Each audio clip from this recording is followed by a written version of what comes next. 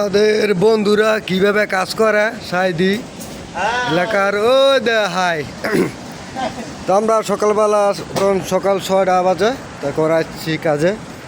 আমাদের সবাই কিভাবে কাজ করে বেডশিট কম দামটা আমরা এই যে কীভাবে কাজ করি আপনাদেরকে দেখাই। এটা হচ্ছে গিয়ে বেডশিট বিছনা চাদর আমাদের এই যে শোরুম বলতে এটা হচ্ছে গোডাউন। শোরুম হচ্ছে গিয়ে শেখাসার বাবুর হাট।